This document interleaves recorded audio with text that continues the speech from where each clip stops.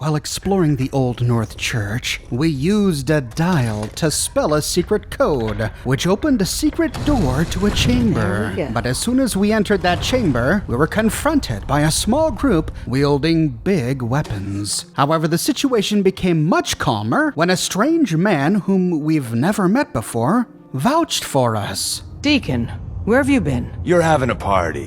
What gives with my invitation? I need intel. Who is this? Wow. Newsflash, boss. This lady is kind of a big deal out there. Do we know each other? I didn't need to meet you to hear about you. You've made waves. Does the Silver Shroud mean anything to you? I heard he took out Sinjin's gang all by himself. Pretty remarkable, huh? Sounds like I have a stalker. It's not like that. A lot of people know about you. You saved Amelia Stockton from those maniacs at Covenant. That earns you points in my book.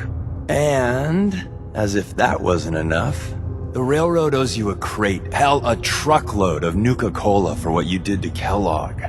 He was our public enemy #1. So you're vouching for her? Yes, trust me. She's someone we want on our side. That changes things. This is Deacon, and while convincing Desdemona, he can bring up quite a few of the Soul Survivor's exploits from previously in the game, which makes us wonder, how does he know? We'll learn that the people arrayed before us are members of the railroad, and after they allow us access to their headquarters, we can ask Deacon why he vouched for us. So tell me, why did you vouch for me? In our little outfit, it's my job to know things. And with everything you've done, it's clear you're capable. A dangerous enemy. And I'm betting a valuable ally. But why the trust? You can't be taking it all on faith. I don't know if we can trust you, but I hope we can. We just survived a hell of a crisis, so we may just be a teeny-weeny bit desperate for new members. If everything was sunshine and bottle caps, we'd probably play a longer getting-to-know-you game. But we don't have that luxury. Really? Is that all? You just don't give up. All right, I have a short list of people I think would be a good fit for our family. You piqued my interest, so maybe I asked around. Did my homework. If you hadn't found us, there's a chance I would have found you instead. Thanks for saving me the trip. So somehow Deacon heard about us and has tried to track us down. But what evidence of this do we have in the game? Well, the earliest point we find where Deacon begins to develop an interest in the Soul Survivor is all the way back in 2284, 3 years before the Soul Survivor emerges from Vault 111. If we explore Pam's mainframe terminal, which we only gain access to after completing the game in favor of the Railroad, we find a number of records that the Railroad has kept going back many decades. If we look into Desdemona's records and then scroll down to 2284, we find an entry that talks about how Pam has been trying to find the location of the Institute, but she's been failing. Deacon, however, is convinced that the solution lies in the past, not the future. And then in the next paragraph, Deacon's been digging into the Institute sightings from years, even decades before, or at least that's what he says. I'm getting real tired of all his lies. So at this period of time, the Railroad was trying to find the location of the Institute, and Deacon's solution was to look into the Institute's past. This interest in the Institute's past coincides with his interest in pre-war history. Of all of our companions, Deacon is the one most fascinated by the things that went on before the war. I really want to know how the big one started. What idiot fired first? Why? What the hell did they think they'd gain? I'm a sucker for those old world books. It must have been something living back then. Why'd they make these airports so big? You could have a whole city in one of them. So let me get this straight. You used to propel big metal birds in the sky and fly in them for thousands of miles. You're braver than I thought. So people seriously spent 9-10 hours a day in places like this? What did people do here? Pam once tried telling me, and I still have no idea. So teachers, all they did was teach, right? They didn't farm or run shops or run guns on the side? Wow. I've read a few textbooks. Did everyone seriously learn calculus back then? Were you guys planning for an invasion of mathletes? So people used to take tubs like this into the ocean? Crazy. And because of this, he's one of the most knowledgeable companions we can travel with. He, like Caesar, has read lots of pre-war books. He's baffled by some of the stories he's read. People really worked in offices? People flew through the sky in airplanes? And his reading makes him privy to pre-war references that most anyone else wouldn't understand. Like, he knows what a B-movie is. I would have paid 50 caps to be with you the first time you saw one of the crabs. Must have thought you walked into a B-movie. The sole survivor might know what a B-movie is, but no one else in this world would. What the hell's a TPS report anyway? And TPS report? Does that mean that Office Space somehow came out in the Fallout universe? Insert something Shakespearean involving death and your inevitable doom here. And he's read Shakespeare? He and Curie are probably the only ones we know who could have a conversation about Shakespeare. His story picks up 2 years later in 2286. A dry year, coursers, work crews, and synths vanished for 3 months. No idea why. Worked on fortifying the switchboard, Deacon was barely here all year, chasing ghosts. What does she mean by that, chasing ghosts? And what do these ghosts have to do with the Institute's past? We get a big hint when we explore Desdemona's final entry here, written the very year we emerged from Vault 111, 2287. If we go down to the final paragraph, Deacon is working on a secret project, codename Wanderer. Deacon has a wild theory and an even wilder plan, Tea Party. I agree there's something strange there, but I'm withholding judgment. I think this entry puts the story together for us. Back in 2284, Pam was working on a way to find out where the Institute was. Deacon was working on the same thing, but his solution was to look into the past. He focuses his efforts on Institute sightings, and he discovers that Institute scientists, along with some unnamed mercenary, arrived at Vault 111 in 2227. Why did the Institute visit Vault 111? And why does the description of that unnamed mercenary bear a striking resemblance to Kellogg the synth killer, the railroad's public enemy number 1? The wheels in his mind begin to spin. Wait a minute, 2227, that was only 2 years before the Broken Mask incident. The Broken Mask incident, where the world's first synth who could pass as human went haywire in Diamond City and murdered people in the market. Up until that point, the Institute synths were very robot-like, not human-like, but somehow, and in only a matter of a few years, the technology of the synth improved so much that they are now indistinguishable from people. And the one event that changed everything was the Institute's visit to Vault 111. Deacon is the only one to spot this connection, and so he does a bit of field work, disappearing for most of 2286, doing what? Chasing ghosts. The ghosts of the people who lived before the bombs. The ghosts of pre-war Americans, entombed in a vault. Could it be that Deacon has spent much of his time waiting for the sole survivor to emerge from Vault 111? Well, if we leave Vault 111 and head west down the road, we eventually see a small hillside off to the southwest. If we climb this hillside, we see a tarp strung between a couple of trees, protecting a chair, a small side table, and a wooden windscreen. But more interestingly, on this windscreen we find the Railroad Ally rail sign. Could this be what Deacon has been doing for the past few years? This shelter is meager, but took some deliberate work. Somebody took the time and effort to put a tarp over this seat, tying it between 4 trees, which means whomever sat here was sitting here in sunshine and rain. Someone took the time to set up this windscreen to hide behind it when it got too windy, or if he saw someone coming, and someone came prepared with no fewer than 3 bottles of water, and someone left in a hurry. We don't find any weapons, we don't find a body, and yet we find all of this water. Someone brought this water here to keep themselves hydrated while they waited, but then something happened so suddenly that they turned and left, leaving their water behind. Could that event be the emergence of the sole survivor from Vault 111? If so, and if Deacon was here to witness it, then it confirmed all of his suspicions. The Institute did come here, and because they came here, the Institute is now forever tied to the sole survivor whom emerges from here, which means if Deacon can sink his claws into this person before the Institute can, he can gain an irreplaceable ally who can help him infiltrate the Institute. He raced away quickly from Vault 111 so as not to be seen, but he didn't stay away for long. When we reached Diamond City and Piper had that argument with Mayor McDonough, both of them march into town and we can head on over here to talk with Danny. But wait a minute. We see someone smoking in this room, and upon closer inspection, Deacon? Hey, what's up? What a day, huh? Welcome to the, Great Green Jewel. You'll totally love it here. Don't you have, important things to do? Nothing more to say.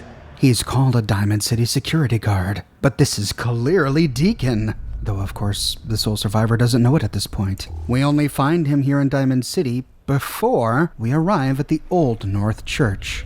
And then when we head to Good Neighbor, we find a familiar face hanging around with the Drifters. Hey, what's up? What a day, huh? Everyone's welcome in Good Neighbor. Even me. Don't you have, important things to do? Nothing more to say. And then when we enter the memory den, who do we find in one of the memory loungers but none other than Deacon, just hanging out, reviewing his own memories. And when we arrive at Bunker Hill, if we immediately turn left upon entry, well, looky who it is, disguised as a caravan worker. Hey there. Hey, what's up? What a day, huh? Sure love trading here. For trade stuff. Don't you have, important things to do? Nothing more to say. And even before we know him, he sure has that sarcastic wit. This was Deacon's secret project, codename Wanderer. Somehow he knew that the sole survivor would become a wanderer, and he even has a chance to comment on it, using the exact word. Man, you really like to wander, don't you? I've seen more of the wealth with you than I have the rest of my years combined. He knows the sole survivor is somehow connected to the Institute, and he thinks he can use that to gain access to the Institute. And so after the events at the switchboard, he offers to become a companion. And one of the first things we realize about Deacon is that he is one sarcastic jokester. Anything new? I'd prefer to leave the latest gossip and fashion tips for the others. Tom's quiz on how to find your ideal mate, I especially recommend. You getting the hang of the railroad yet? We're just one big dysfunctional family. With guns. I'm thinking next time I go to town, I'll dress up as a Mr. Handy. If I pull that off, I'll be a legend. I always feel unclean killing those Atom guys. That's probably just the radiation poisoning talking, though. I think of super mutants as toddlers on steroids. Hit the lurks in their soft spot if you can. Then grab butter. Because, the world wasn't screwed enough, so sure, bring on the giant, nearly indestructible crabs. That'll be good. So, what did we learn in school today, Timmy? Nuclear war sucks.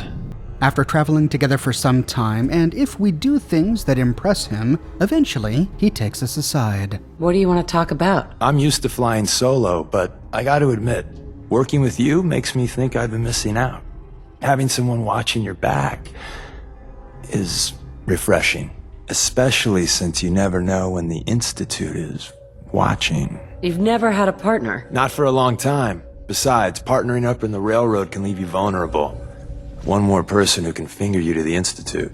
Don't get all mushy on me. Aw, I was just about to open up about my first pet mole rat, Bessie, and the time we had to put her down. It's always good to have backup. Exactly. The feeling's mutual. I gotta say, you make it look easy, but you have some built-in advantages. Some people at HQ are jealous. You took the big nap and everyone you knew is long gone. Now, hear me out on the silver lining. If a human in the railroad slips up, then they expose friends and loved ones to danger. You're safe from that. You're saying that losing my boy is a good thing. Oh, Jesus, no, I didn't mean that. Look, if the church gets compromised and the coursers are on our tail, at least you're not putting more people in harm's way. That's all. I hadn't thought of it that way. When the switchboard went sideways, some people lost family as well as comrades. That's gotta be tough. Why would the people they care about be in danger? When the coursers start kicking down doors, they don't just hit railroad safe houses. Some friends and family have been known to get axed. Whether the Institute's motivated by vengeance or faulty intel, it doesn't matter to the people left behind. Well, I guess I'm a little lucky then. What's done is done, and the upshot is you're in a position where you can act openly. If you go to ground, there's little the coursers can do about it. It doesn't matter much to me. I'm a synth. At least that's what they tell me. So I really don't have anything to lose. For Glory and me and the others, it's easier to dedicate ourselves to the cause. You're a synth? Why didn't you tell me before? I don't like talking about it. I had no idea. I figured you deserved to know. You expect me to believe that? Why not? I was one of the first to get the good old cranium reboot, and it was a learning experience for everyone. Makes me quirky and fun that way. Since we're traveling together, I want you to take this. It's my recall code. If you ever need to know something about the Institute, read it to me. What's the recall code do? That's the safety net the brain docs put in. An ejector seat to bring back your old synth self. I don't know for certain, but I imagine it's a big old wad of trauma and cupcakes. Except with no cupcakes. If you expect me to believe you, I want proof. If you really want proof, you could read that code and find out. Wait a second, maybe that's not a good idea. I appreciate the trust. Yeah, well, about that. Understood. Don't use the code unless you absolutely have to. It'll wipe my memories. I'm not sure how much of me will even be left. You know, I'd just feel better if you didn't read it until you need it. If we pass the speech check there, then Deacon tells us the truth about his nature. It's interesting that when describing how the recall code works, he described it the way the android recall code worked in the Capital Wasteland, for the android whom Zimmer was looking for. During that encounter, the recall code didn't wipe the mind of the synth, but instead gave the synth back all of his memories. However, in the Commonwealth, the recall code has changed and now completely formats the synth's mind, making the synth completely inert. Deacon here alludes to that when he talks about having his mind wiped, but he also said that it would bring out his synth self. This leads us to believe that he may have some knowledge of how the Institute recall codes used to work, or at least how they worked in the Capital Wasteland. Which makes us wonder, has he been to the Capital Wasteland? Now, we could respect Deacon's privacy here, but doing so gets Deacon stuck in an eternal loop. So instead, we can read Deacon's recall code in our inventory. You can't trust everyone. Now that we've read his code, we can talk to him. You know, I'm having second thoughts on the whole recall code. Wait, you read it, didn't you? No, I haven't read it yet. Good, please don't. It'll make it easier to sleep at night. Why shouldn't I read it? Just in case it gets stuck in your head. You know, like if I say Rad Roach. Now, don't think of Rad Roach. See? You thought of it. And if it's a real simple code, then one slip and goodbye, Deacon. Anyway, only read it if you have to. I read it all right. Don't tell me what it said. You know, it's probably just safer if we don't talk right now. You can't trust everyone. Yeah.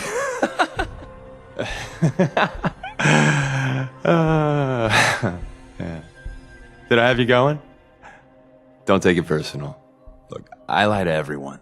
Maybe I'm just another human that has people back home he wants to protect. Then again, maybe not.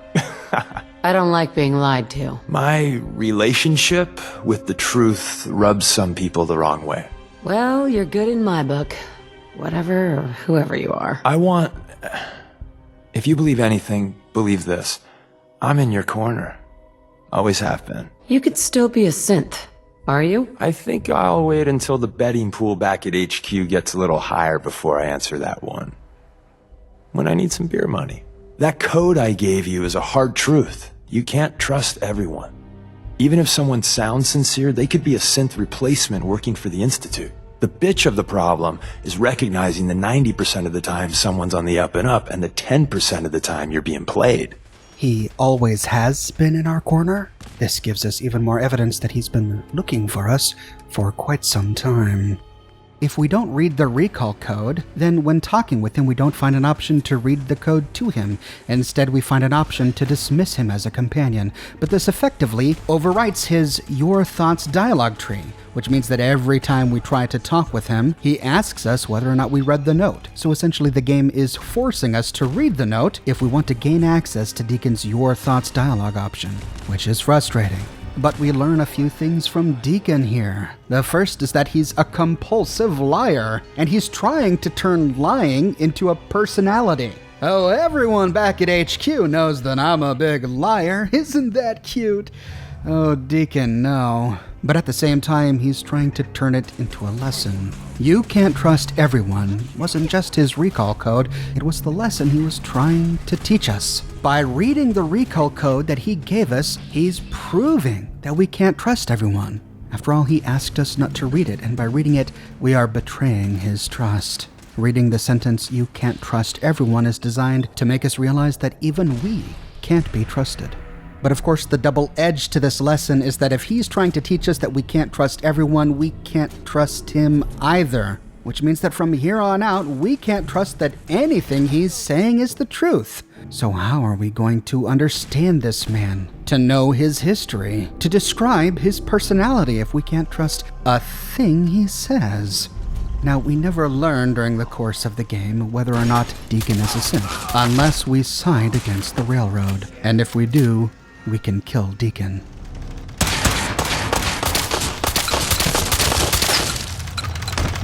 The Deacon does not drop a synth component. And exploring the terminals at the Railroad, we have no indication that he's a synth. Hey, I could be a synth. I could be the best damn synth that ever synthed. Did I have you going about being a synth? You'd be amazed how many people actually fall for that.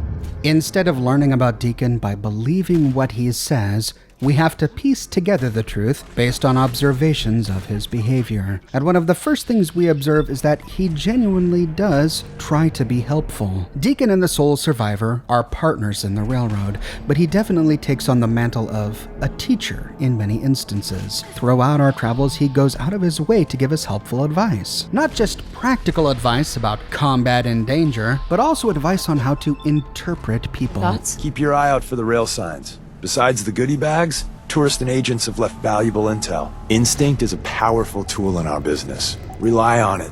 Train it up. It'll save your life. Promise. The big three for predicting people: caps, beliefs, and ego. Get a handle on what's driving someone, and you know where you stand. Don't ever let your guard down. When you do, inevitably, that's when everything goes to hell. Watch out for mirelurks in the water. They can sneak up on you. Usually, offices are kinda lacking on salvage. Every now and then, you get lucky though. Headshots work best against super mutants. A lot of headshots. Sometimes it's best to just sidestep the muties. They don't have the best eyesight. Sometime later, and if we continue to impress Deacon, he takes us aside again. We've been making the rounds, doing the job. It's time you learn the big secret. Everyone thinks that Desdemona is the big boss. She calls the ops, gives the rah-rah speeches, but it's just an act. She does what I tell her to because the Railroad, it's my show.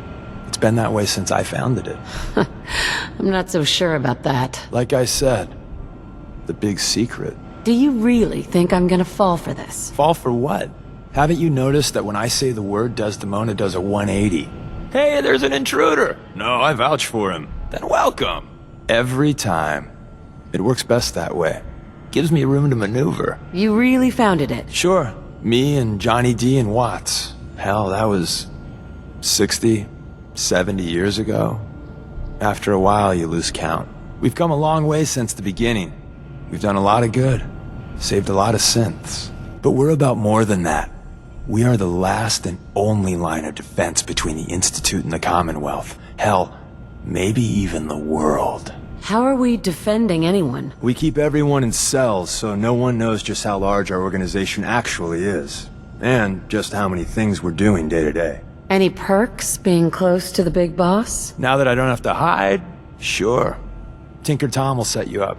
But the best perk is seeing behind the curtain. Go on. People think our missions are all about synths, but there's more going on. We are building a better, brighter Commonwealth. The Railroad really is the best, noblest organization that's ever lived. I can't keep up with this bullshit. You've lied to me at least once. This is just more of the same. Yeah, you got me. But you're gonna hear the same sort of lies elsewhere. Why the hell are you lying to me? Again? Because it's what I do. And there's a point to this, a lesson, if you will. Sometimes I think you're crazy. Sometimes I think you're right. I knew you were lying to me, you bastard. Of course you did. Wow. Traveling with you is never dull. I aim to please. But I had a point here. A lesson, if you will. There's other organizations out there, and in time, I'm sure they're going to spoon-feed you their own patented form of bullshit. Ignore the verbiage and look at what they're doing. What they're asking you to do. What sort of world they'd have you build. And how they're going to pay for it. So what's the railroad's deal? We're not about saving the world. Too big a job for too few. But we're trying to make it a better one. 1 cent at a time. So what do you think of the other groups out there? Love the job you're doing with the Minutemen. Historically, they've been little better than policemen, though. The Brotherhood. Well, I met them on an op in Capital Wasteland a few years back. But now with Elder Maxon, let's just say, not a fan. And the Institute? Well, do I really need to answer that? But what I think doesn't matter. The real question is, what do you think? I don't need any more of your lies. Then boy, did you choose the wrong traveling companion. Thanks for the advice. I don't know if it's your good old-fashioned pre-war values or you just won the genetic lottery, but anyone that has you in their corner has an advantage. And at the end of the day, you'll need to make a choice. Make it the right one. Holy cow, a whole lot in this. Let's break it down. So first, he's claiming to be the founder of the railroad and the man who gives Desdemona her orders. But of course, we passed a speech check to prove that that's a lie. The guy's just lying to us again. It's what he does. But wait a minute. He referred to this truth as the big secret. We've heard the phrase, the big secret, before. Heading back to the railroad and inspecting Pam's terminal, we can again navigate to Desdemona's entries and to the year 2284. I skipped a part of the paragraph I read last time and it goes like this. Deacon already knows the big secret. We know nothing about the railroad before Wyatt was in charge. Or is Deacon Johnny D? Here, Desdemona says that the big secret is who founded the railroad, or how the railroad was founded. And she admits here that she doesn't know, nor does anyone else in the railroad. We know nothing about the railroad before Wyatt was in charge, except for Deacon, who knows the big secret. And then she speculates that Deacon may really be Johnny D. Could Johnny D stand for Johnny Deacon? If so, we need to find out when Johnny D is first mentioned. And it just so happens that he is first mentioned in the very first entry, when Wyatt was in charge of the railroad in 2266. This terminal entry was written by Wyatt immediately after an Institute raid. Their headquarters was destroyed, and everyone in the railroad was massacred, except for Wyatt and a runner named John D. And Wyatt here explains why we don't have any records going back in time. They were destroyed in the Institute massacre. John D. tried to get volunteers to go back to their headquarters and retrieve those documents, but no one stepped forward. So we lost all history of the railroad before 2266. But even so, if John D. is really Deacon, then he has been in the railroad for at least 21 years. But whatever happened to John D? Do we have evidence that he's really Deacon? Going forward in time 1 year to 2267, we read that John D has been finding tourists at a pretty good clip. We recall from our first encounter with the railroad that tourists are people whom the railroad uses for intel. They're not heavies or agents of the railroad, they're allies who do small jobs. After the massacre at HQ, John D was doing a great job of recruiting new tourists. That is, re-establishing the railroad's network. And he chose to keep their identities to himself, which frustrated Watts, but Watts didn't do anything about it. Why would the leader of the railroad permit an agent to keep secrets for himself unless that agent founded the railroad? That's the last reference to John D that Wyatt makes. The next leader of the railroad is Pinky, whose first message appears in 2273. Wyatt was killed in action. But we find an interesting message here. In paragraph 2 of his first message we read, "We were running the Workgroup 5 out of the Commonwealth when coursers found our HQ. Deacon, That's what he's calling himself now. Had an escape route planned, and most of the survivors owe him their life. This is Deacon's first reference, unless he's really Johnny D. And it just so happens that in this first reference, we know that he was called something before. I think this is compelling evidence that Deacon is really Johnny D. And if so, that makes him the oldest member of the railroad. Now, this isn't evidence that he founded the railroad, and we have a bit of a problem. Deacon tells us that he founded the railroad with who else? Johnny D. But 60 to 70 years ago, he doesn't look like a man who's 60 to 70 years old. However, our next clue appears if we examine the terminal entry of the second leader of the railroad here, written in June of 2275. In paragraph 2, sentence 2, I kicked Deacon out of the HQ. Got sick of the lying, face-changing son of a gun. That month he spent as a ghoul freaked a lot of people out. So Deacon changes his appearance? Sure enough, if we talk with Deacon about it, he admits that he frequently uses surgery to change his face. Thoughts? I've had this mug for too long. Might be time for a new face. And in addition to the surgery, he's constantly changing his clothes. He's the one companion who just won't wear what we want him to wear. We can even observe this in real time. Some places in the game are trigger markers, where if we pass over a line, Deacon changes outfits. He has a selection of outfits that he can change into, and they change from place to place. For example, in Vault 81, he changes into a vault suit. At the airport, he can change into a Brotherhood uniform.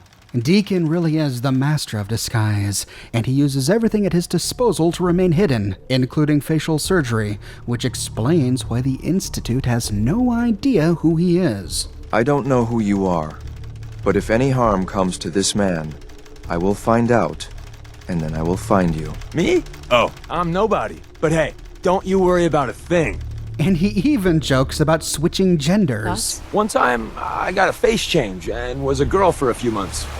Yeah, you should have seen the looks back at HQ. The way he says that, however, clearly sounds like a lie. He was just joking with us, right? After all, he is a liar, but Pinky is the one who says that he spent a month as a ghoul. Pinky is not Deacon.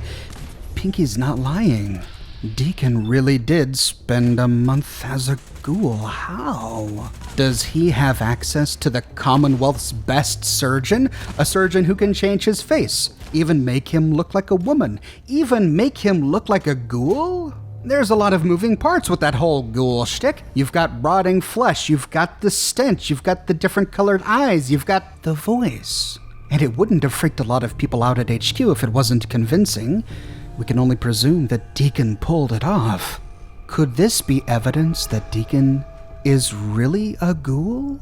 After all, he just finished claiming to have founded the railroad 60 to 70 years ago. Now, he's a known liar, and he even admits to lying about this, but we actually have to press him and pass a speech check to get him to admit to lying about this. But of course, the most frustrating thing is that if he's a liar, he could be lying about lying. What if everything he's saying is the truth? And the biggest lie, the biggest secret, the biggest joke, the thing that gets him up in the morning, the thing that gives him the greatest kick, is that all this time he's been telling everyone the truth, but no one believes him because he's convinced them that he's a liar. What if that's the great lie? What if he really did found the railroad? What if he is over 70 years old? He not only claims to be here, but also at the castle. When I was here last, 60 years or so ago, this whole place was just crawling with Minutemen. You could smell the smugness a mile away.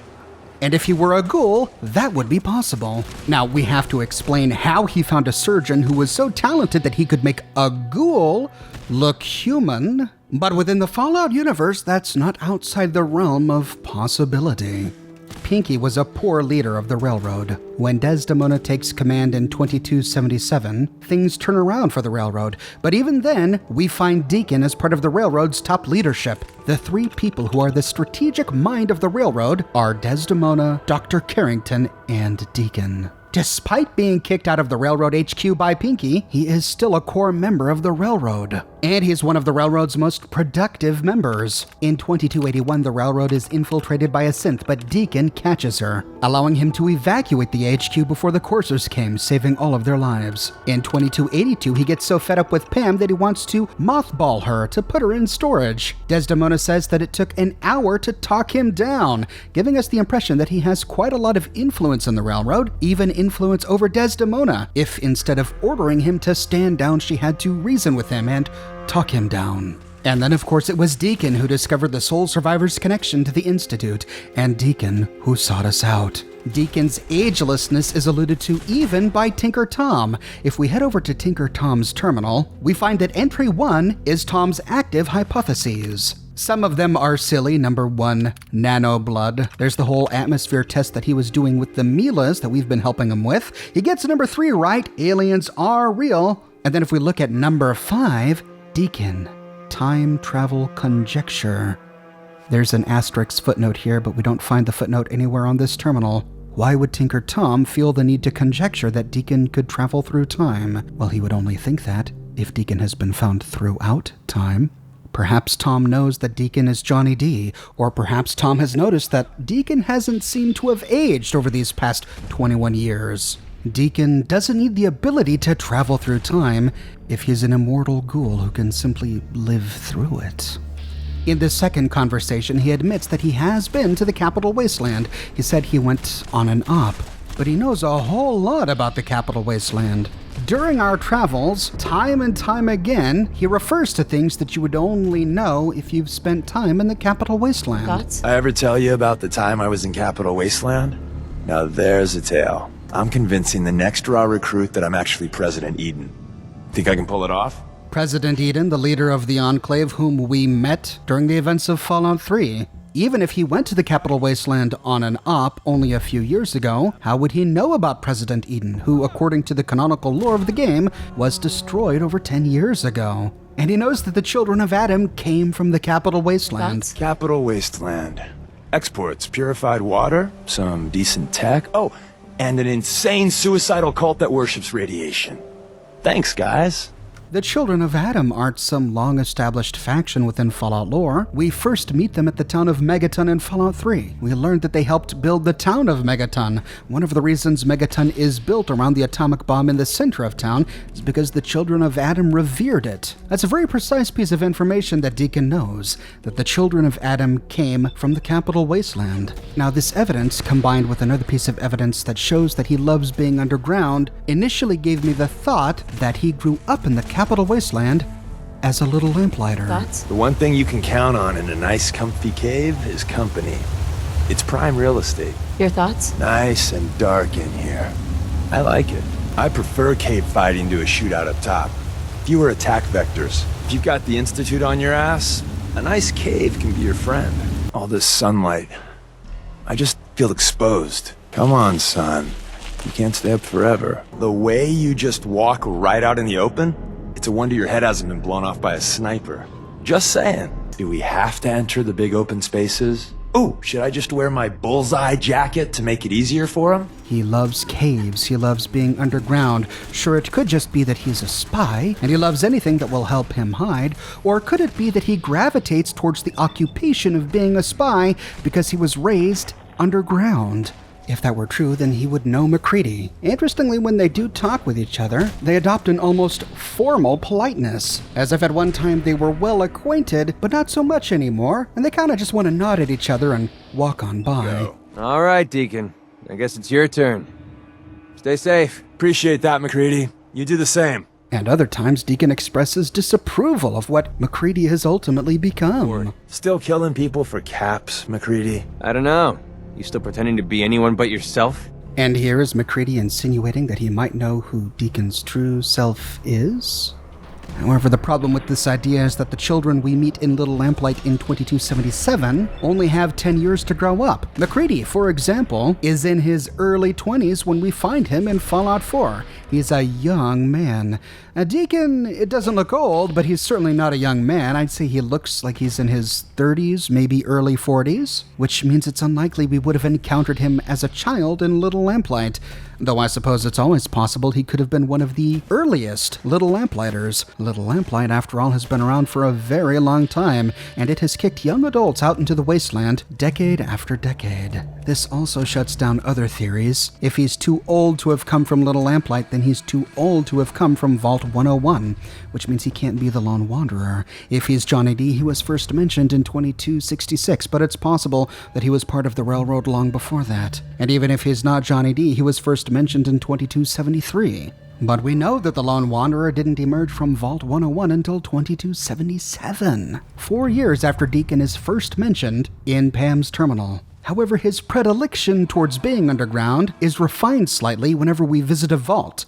If we do, he talks about how much he loves vaults. Your thoughts? All right, vaults are now my new favorite place. It's hard not to feel safe here. Thick door, buried forever. The Institute who? He even claims to have grown up in a vault. Thoughts? I grew up in a vault. I was a morale officer.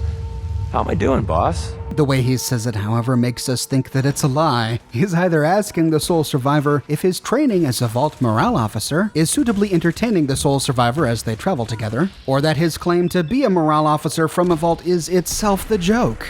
That said, his preference to be underground is hard to ignore. Maybe he really did come from a vault. Well, which vault? Could Deacon be a Gary clone? Well, maybe, but the Gary clones were all deranged, and all they could do was say the word Gary. Could he be the Puppet Man?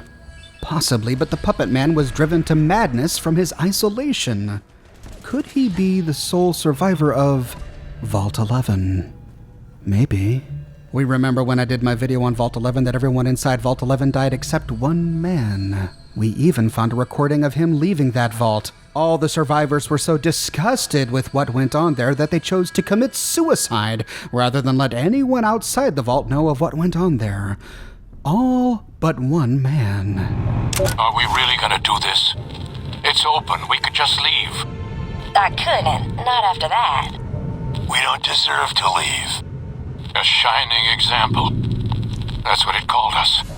But we were. We did what we were supposed to. Not by a long shot. Anybody would have done what we did. You ask me? That's exactly the problem. Now let's get on with this. I'll go first. Wait. People should know what happened. They could learn from it. If there's anyone out there at all, I hope they never have to find out. Ready, Harry? Yeah. No, wait!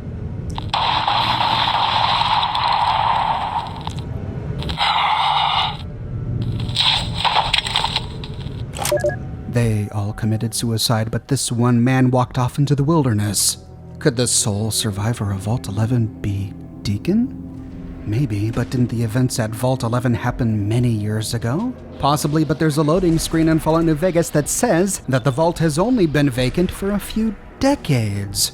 Since we get this message in 2281 during the events of Fallout New Vegas, that gives us plenty of time for Vault 11 to have been abandoned for decades and for Deacon to have made the trek from the West Coast to the East Coast in time to be a founding member of the Railroad, or at least John D., who first appears in 2266. A compelling theory, Oxhorn, but do we have any evidence that he's ever been to the West Coast? Yes, there are a few. When we visit Covenant with Deacon, Deacon betrays knowledge of very interesting information. Let me try something. Override code Gamma 3 Delta Tango Cinnamon. Hey, mister, you want a cold, delicious lemonade? Command override. Vocal, audio, House Robert. Access core programming. You're really missing out. Enjoy a longer, healthier life with Deezer's lemonade. Ah, too bad. I won those codes in a poker game once. Hasn't worked yet. Deacon knows that Robert House was the founder of Robco. That said, General Atomics made the Mr. Handy, not Robco. Why would Deacon use a Robco code on a General Atomics Mr. Handy? He says that he won it in a poker game. You can play poker anywhere, but you're more likely to play poker at a casino. And where are there casinos? In New Vegas. And then he claims to have been a soldier. Thoughts? I was a soldier once, way back west.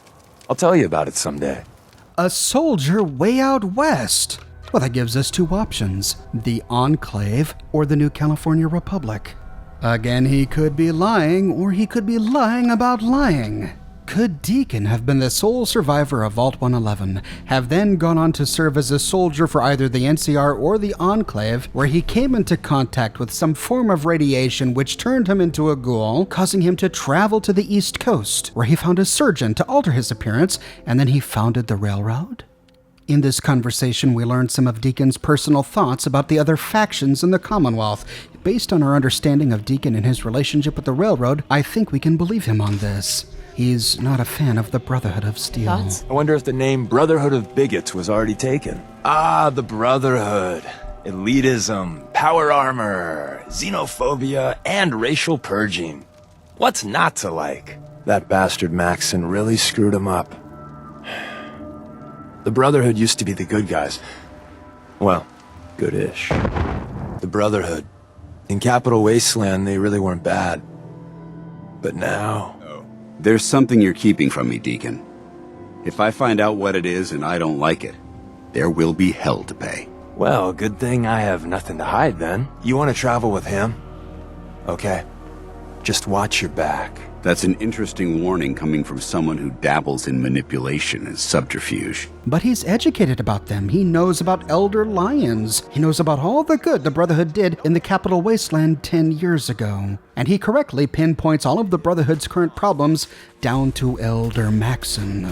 And even though he said that he likes what the Soul Survivor is doing with the Minutemen, he's not really a huge fan. Thoughts? I never really much cared for the Minutemen. The idea sounds great, but you give small men big power, and sometimes you'll pay for it. That said, he still empathizes with the Minutemen's ultimate goal. Thoughts? I wish Daz would greenlight the occasional mission to help out humans. Sometimes just a little bit of help goes a long way. He even sometimes wishes that the railroad would try to help settlers of the Commonwealth instead of just synths. But the railroad never will. The railroad sees the Commonwealth as part of the problem. Thoughts? The Commonwealth can be the enemy just as much as the Institute. We've lost plenty of synths to hate-mongers. It's not just the Institute. The Commonwealth has its fair share of synth bigots, at least according to the railroad. And this all comes back to the lesson that Deacon is trying to teach the Soul Survivor in this conversation. All the other factions, the Minutemen included, are going to try to approach the Soul Survivor with some lofty vision, a goal they're all striving for to change the world. But Deacon and the Railroad sees that as utter crap. In order to change the world to such an extent that all of these factions promise, they'd have to acquire a whole lot of power. And Deacon is worried about any of these factions, including the Minutemen, who wield such power.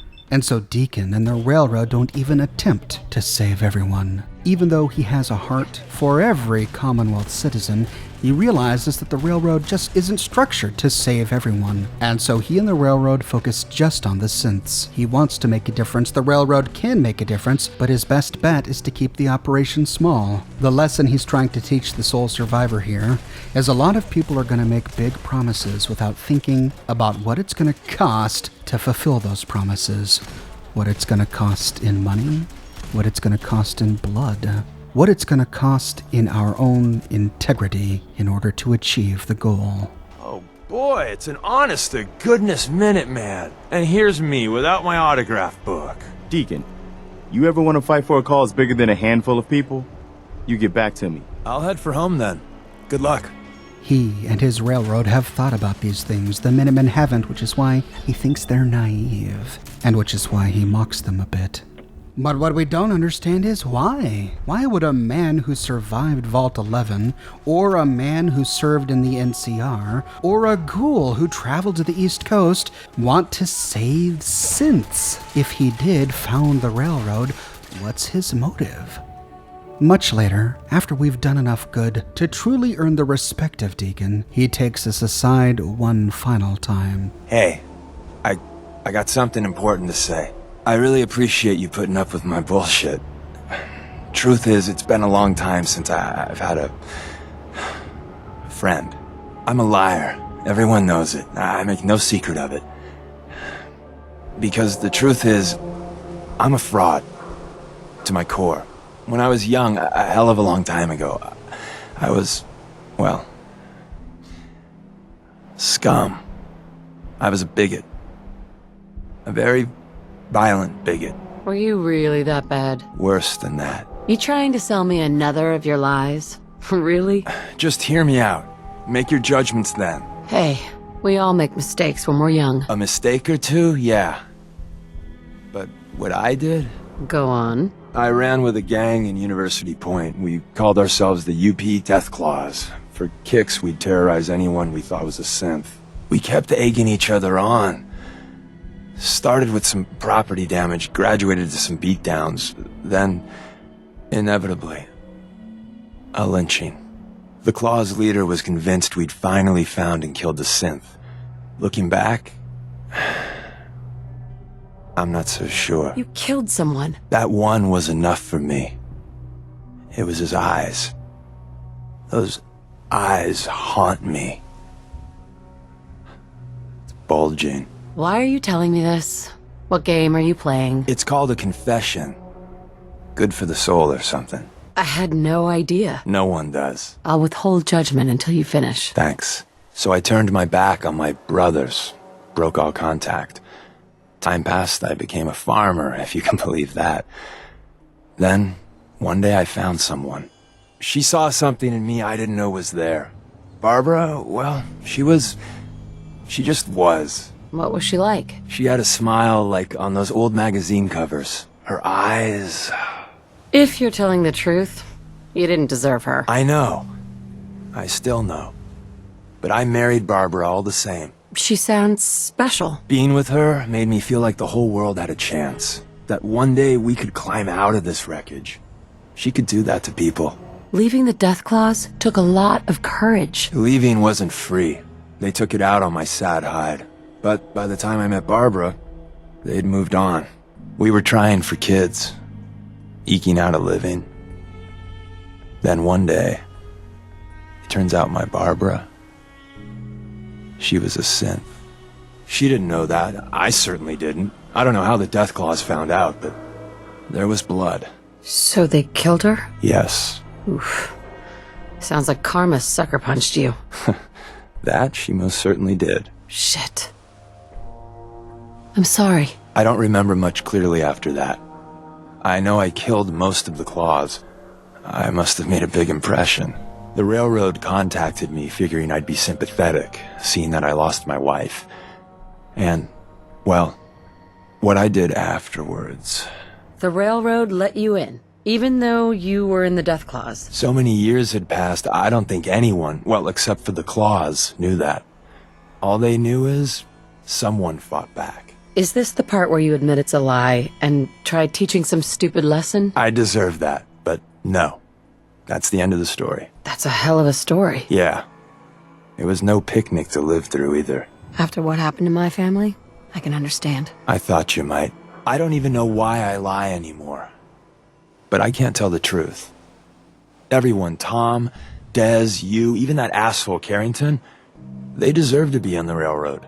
I don't. I'm everything wrong with this whole fucking Commonwealth. You're the only friend I got. I don't deserve you being okay with this. Hell, I'm not even asking for it. But I figured you should know.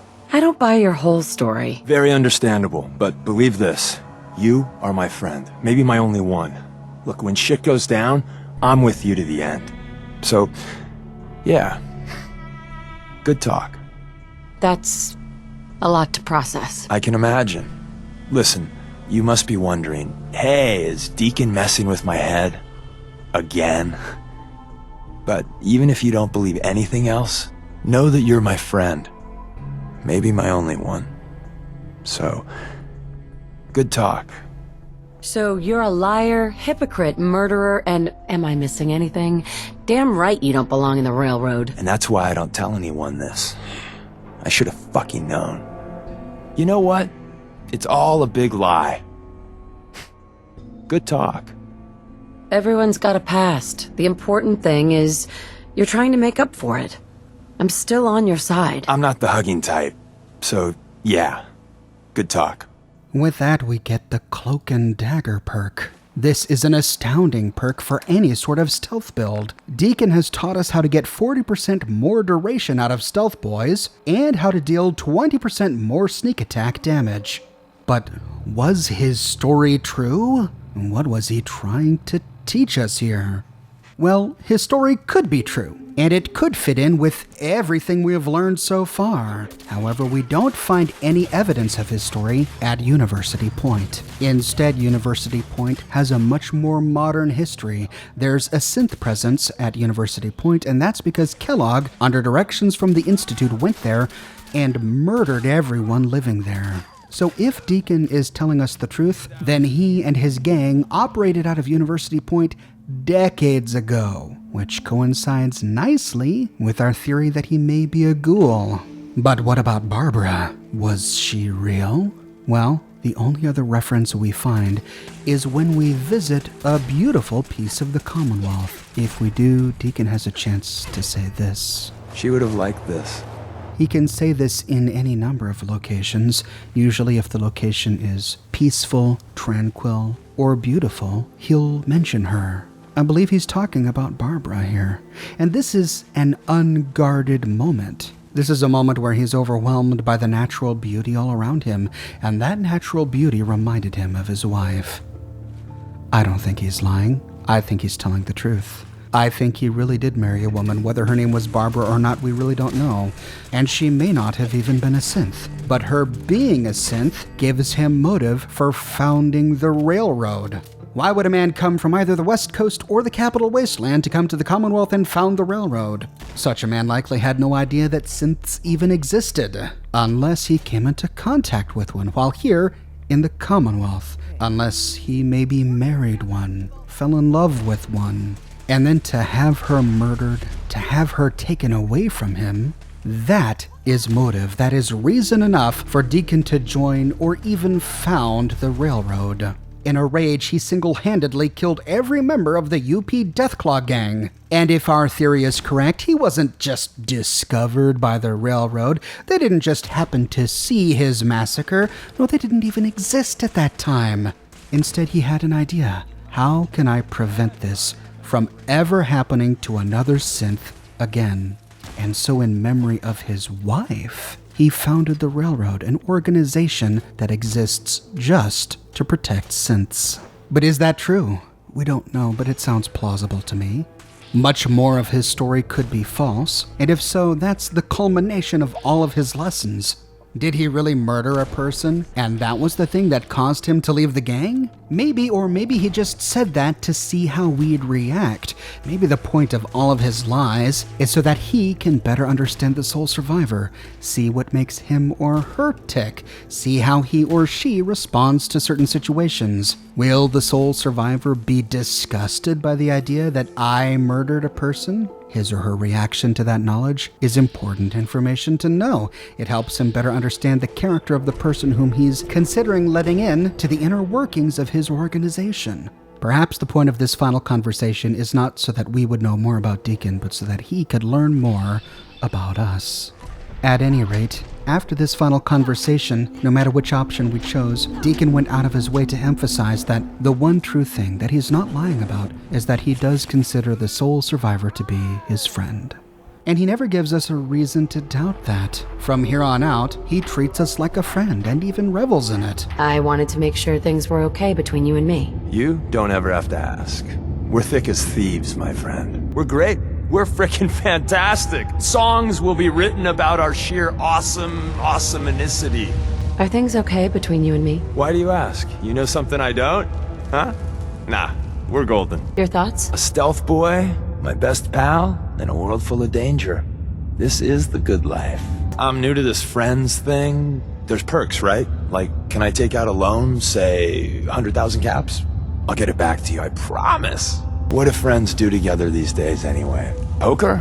Campfires? Mani-pedis? The load always seems a little lighter, and the steps a little quicker when you're with your friend. We're good. Always happy to spend some time with my friend, even when the grenades and bullets are flying, which happens an awful lot. But we never have an option to romance Deacon. There are many possible reasons for this. For one, he could still be in love with Barbara. Maybe founding the railroad or joining the railroad was itself an act of Deacon proving his love for his dead wife. I think he's doing this for her, in her memory. Every synth he and the railroad saves cleans his soul a little bit of the murder he helped commit, and maybe even eases his conscience over allowing his wife to be murdered. Now, admittedly, there are many pieces of his personal history that we have no reason to believe, including his claim to have been to the West Coast and served in the military. Because in addition to saying that, he says that he's been to Greenland. I sailed the ocean for a few months, made it to Greenland. Crazy story, I'll tell you about it later. And that the Gunners are after Your him. thoughts? Gunners have had bounties on me. Well, me under different names and faces. I want to see how many slots I can fill on their most wanted list. But I think that when he says that we're his friend, and when he expresses remorse... Your thoughts? I like the way you look out for your fellow man. A lot of people would take the easy way out. Can you ever truly escape your past? God, I hope so. That these come from a place of honesty. I don't even think he wants to be a liar. I think he's so messed up from the guilt of what he's done in his past and the stress of living through invasion after invasion from the Institute. Not to mention all of the face changes and different personalities he has embodied. It can leave a man confused. And worse than that, scarred. I don't think he's a liar because he thinks it's funny, because he thinks it's cute, because he thinks it's clever. I think he's a liar because he's insecure about himself. Because he doesn't want to face who he really is. But the soul survivor is right when he or she says that a man who isn't honestly remorseful wouldn't do the things that Deacon has done. It's no lie that Deacon is responsible for saving hundreds of synths. If he's just an agent, he has single-handedly saved synths. And if he really did found the railroad, then his entire organization is responsible for saving hundreds, if not thousands, of lives. That's not something someone does who's putting on a show, who's just telling another lie. That's something someone does who has genuinely become another person, who is remorseful for the evil that he has done in the past and is trying to live a new life. The one thing Deacon has never had after all of this time, after his wife died, is a friend. But the soul survivor can be that for Deacon. The soul survivor can be the buddy that Deacon has never had, and until now never knew that he wanted. So, yeah, we did that. Yeah, Institute's gone, synth's saved, and we're both alive. So what's the encore, Charmer? Have any ideas? We start our own band, Saviors of the Commonwealth. I always wanted groupies.